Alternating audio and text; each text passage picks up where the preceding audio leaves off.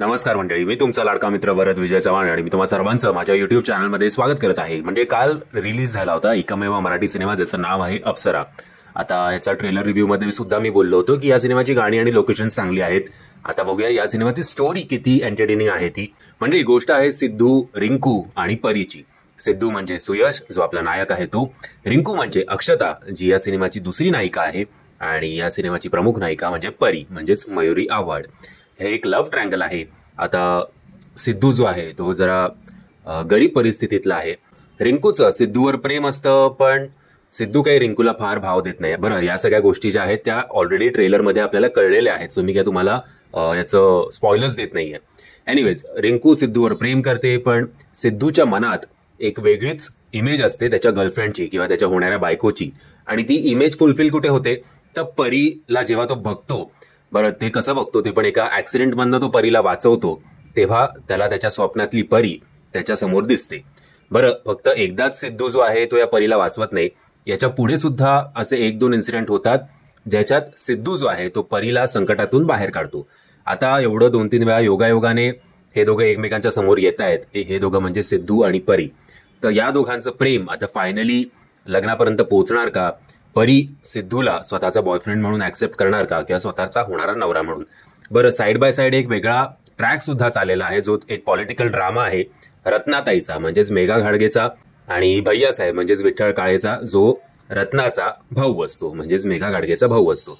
आता MLA रत्नाताईंना सिद्धू जो आहे तो इलेक्शन जिंकण्यासाठी मदत सुद्धा करतो आणि रत्नाताई जी आहे ती सिद्धूचा आदर सुद्धा करते. आणि रत्नाताईचा जो भाऊ आहे भैयासाहेब तो सिद्धूवर जरा खार खाऊन असतो. असे हे 2 वेगवेगळे ट्रॅक्स एकत्र कसे जुळणार आणि या दोघांचं प्रेम जे आहे ते सक्सेसफुल होणार का? या पॉलिटिकल ड्रामाचा काही प्रॉपर एंड होणार का? या सगळ्या गोष्टी जर तुम्हाला जाणून घ्यायच्या असतील तर तुम्हाला हा सिनेमागृहात जाऊन बघायला हवा. चंद्रकांत पवार यांनी ही कथा लिहिलेली आहे जी थोडी प्रेडिक्टेबल आहे असं म्हणायला काही हरकत नाही. ओव्हरऑल सगळं बघितल्यानंतर लव्ह स्टोरी जे खरं या सिनेमाचा जीव असला पाहिजे होता तोच मुळात एवढा रंगत नाही, त्यामुळे जरा डिसअपॉइंट व्हायला होतं.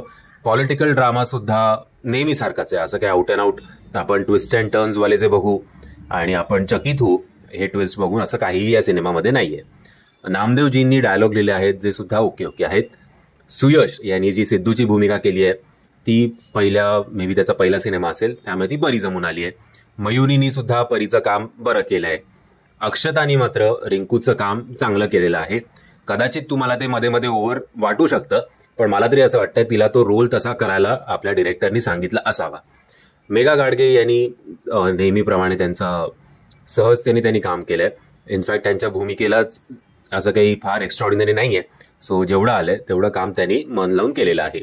विठ्ठल काळे यांनी भैयासाहेबाची भूमिका केलेली आहे आणि ते स्वतःचा छाप सोडण्यात यशस्वी ठरलेले आहेत. शशांक शेंडे नेहमीप्रमाणेच अगदी खास करून अशा टाईपच्या भूमिकांमध्ये ते अगदी सहजपणे मोठ्या पडद्यावर वावरतात, तसेच ते वावरले आहेत. विजय निकम यांचे स्वतःचे मोमेंट्स आहेत मोहिते म्हणून. मयूर पवार, राजेश भोसले सगळ्यांनी चांगला सपोर्ट दिलेला आहे. सो ओव्हरऑल काही फार या सिनेमाकडनं तसं पण हाईपच नसल्यामुळे मार्केटमध्ये हा सिनेमा बॉक्स ऑफिसवर काही चांगली कामगिरी करेल याच्याबद्दल जरा शंका आहे. या सिनेमाच्या जमेच्या बाजू म्हणजे सिनेमॅटोग्राफी, म्युझिक, लोकेशन जे वापरण्यात आले आहेत ते, काही ऍक्शन आणि स्टंट सीन्स जे आहेत ते पण बऱ्यापैकी शूट करण्यात आले आहेत.